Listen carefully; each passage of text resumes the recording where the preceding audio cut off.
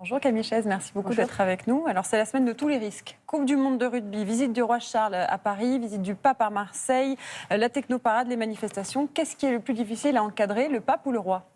Alors les deux sont des grands événements. C'est pour nous effectivement la semaine des défis. On est hors du champ sportif que vous évoquiez juste avant, mais pour les policiers, les gendarmes, les préfets aussi qui coordonnent tous ces dispositifs. On a des événements très différents à sécuriser. La Coupe du monde de rugby qui continue, les matchs de Ligue 1 qui reprennent, des manifestations militantes comme on en connaît en France, la technoparade aussi, la musique, et puis ces deux grands événements protocolaires que sont la venue du roi Charles et de la reine Camilla et du souverain pontife. Très différents et aussi dans des lieux différents. Alors qu'est-ce que vous redoutez le plus entre les deux ? Il y a différents sujets que l'on travaille. Par exemple, à Marseille, on a une triple action. L'air, la lutte contre les drones, la lutte contre les intrusions d'avions, la mer, avec les militaires qui vont sécuriser le Vieux-Port, et puis la terre, c'est peut-être ce qui est fait de manière plus classique avec tous ces pèlerins et toutes ces personnes qui vont Marseille, venir. c'est le grand chantier quand même. C'est un grand événement. Charles III, c'est un peu différent.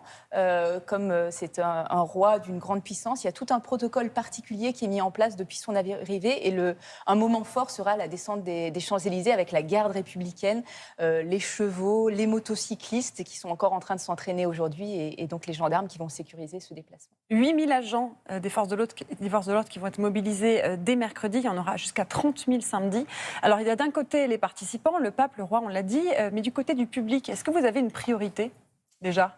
Alors, ce qu'il faut voir, c'est que pour le public, on a un nouveau cadre législatif qui nous permet de mieux gérer les flux et aussi des systèmes à la fois d'accréditation et de filtrage. Ce qui est sûr, c'est qu'il y aura des périmètres de sécurité à respecter, à la fois pour les automobilistes, donc probablement à Marseille des embouteillages, donc privilégier les trajets à pied, et puis des filtrages, des fouilles de sacs, des passages aux fichiers pour les personnes qui seront au plus près des événements.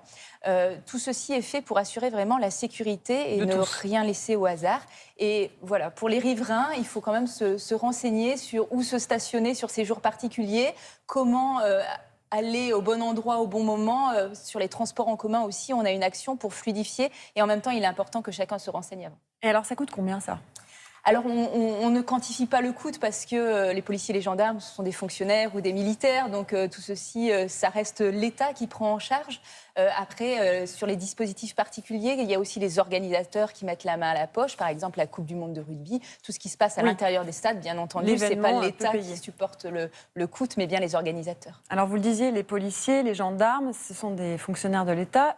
Ils seront où, les autres ? Parce qu'il y a tous ceux qui vont être déployés sur les sites, mais est-ce que quelqu'un qui va se promener ou qui va au théâtre est protégé de la même manière cette semaine-là ? Alors déjà, il y a plein de policiers et de gendarmes qu'on ne voit pas. C'est ceux qui sont civils. Donc voilà, si vous ne voyez pas de patrouille, si vous êtes sur un événement peut-être de moindre importance, ça ne veut pas dire que vous n'êtes pas sécurisé.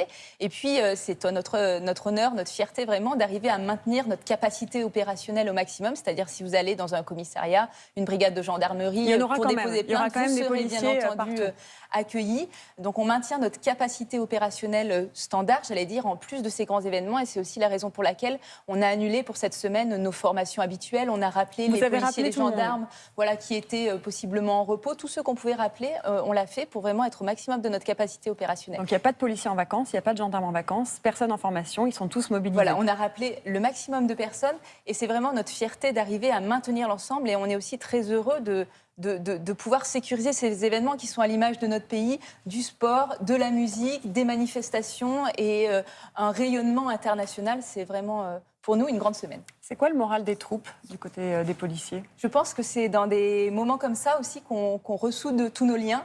On dit des fois que la hiérarchie est loin du terrain. Là, je peux vous dire que des commissaires de police, des officiers de gendarmerie seront très, très, très nombreux avec nos collègues sur le terrain. Et c'est aussi des moments forts, des moments dont on se souvient dans une carrière sécurisée. La mais là, ils vivent quand même une période très, très difficile. Il y a eu les émeutes suite à la mort de Naël. Il y a les règlements de compte à Marseille. Ils ne sont pas épuisés, là, les policiers ? Je ne sais pas si on peut parler d'épuisement. Il y a une fatigue. Il y a, je pense, surtout une recherche de sens. Je pense que nos collègues policiers et gendarmes sur le terrain, ils ont besoin de savoir à quoi ils servent. Ce qui les fatigue vraiment, c'est les procédures administratives, c'est des fois le manque de résultat final de leur action. Et des journées et des semaines comme on va les vivre, au contraire, on sait pourquoi on est là pour que tout se passe Donc vous bien. pensez que ça va faire du bien à tout le monde? Bien sûr, ça fait du bien quand il y a des moments de tension et des moments difficiles, c'est se retrouver ensemble, avoir une action qui a du sens, une action sur le terrain collective où on est fier de ce que l'on fait. C'est ça, au contraire, qui fait du bien à notre grande maison qui est la police et la gendarmerie nationale. J'en parlais, c'est un contexte peu favorable. Et il y a aussi cette menace terroriste, Al-Qaïda qui a menacé de frapper la France. Est-ce que c'est une crainte pour cette semaine? Alors pour cette semaine spécifiquement, il n'y a pas de menace qui cible ni la Coupe du Monde de rugby, ni la venue du pape, ni la venue du roi Charles. Et pour sur la suite menace terroriste, on sait qu'on a 2 types de menaces. La menace exogène qui vient de l'extérieur, la menace endogène avec des personnes individuelles ou des groupes qui peuvent être sur notre sol. On a un travail fantastique des services de renseignement, un travail de fond qui ne se voit pas. De temps en temps, on dit tel attentat a été déjoué, tel commencement de passage à l'acte a été déjoué. On a beaucoup parlé de cette menace d'Al-Qaïda qu'il faut prendre au sérieux. Mais là, pas pour cette semaine alors. Mais cette semaine-là, il n'y a pas de ciblage particulier vraiment, mais ça ne veut pas dire que nos collègues policiers et gendarmes ne travaillent pas sur ce sujet-là avec cette lame de fond des services de renseignement. Alors la France et la sécurité vont particulièrement être scrutées après le fiasco de la finale de la Ligue des Champions. On s'en souvient, c'était au Stade de France, Liverpool-Real Madrid le 28 mai 2022. Le rapport de l'UEFA qui accablait la police. Est-ce que vous avez retenu les leçons ? Alors c'était surtout un échec collectif. L'État avait sa part de responsabilité. Il y avait aussi la sécurité privée qui était en cause. L'organisateur aussi a dû revoir les choses. Mais oui, on a tiré toutes les conséquences. On a revu nos dispositifs. Pour l'ouverture du match de la Coupe du Monde de rugby, sera pas pareil. Les flux ont été totalement revus. Les dispositifs fonctionnent aujourd'hui au Stade de France de manière beaucoup plus efficace. Ce qu'il faut bien voir, c'est que tout ceci est sans cesse en adaptation. Par exemple, au Stade Vélodrome, pour un autre match, il y a pu avoir quelques embouteillages à l'entrée du stade. On a tout de suite revu les choses pour ouvrir d'autres entrées. Donc tout ceci, c'est un perpétuel évolution. Et à chaque incident, à chaque mini-événement, il faut trouver des solutions concrètes pour plus que ça se reproduise. Gérald Darmanin a déclaré que ça faisait 2 mois que vous travailliez quotidiennement sur cette semaine-là. Est-ce qu'il pourrait perdre sa place en cas d'échec ? Ce qui est sûr, c'est qu'on est scruté, vous le disiez, par nos partenaires internationaux, par nos concitoyens aussi en France. Donc tout est politique aujourd'hui. Ça fait 2 mois qu'on y travaille d'arrache-pied, mais par exemple, la préfète de police disait que depuis 10 mois maintenant, elle commençait à travailler cette venue du pape. Donc c'est une semaine cruciale. Pour nous, sur le terrain, avant tout, on va vous regarder parce qu'il y a les JO qui arrivent. C'est le crash test avant les JO en 2024. Moi, je ne parle pas de crash test. Je préfère positiver en disant que c'est un défi. Il y a les défis sportifs, mais il y a aussi un défi pour les forces de l'ordre et on est là pour le relever. Merci Camille Chaise, vous êtes porte-parole du ministère de l'Intérieur. Merci beaucoup.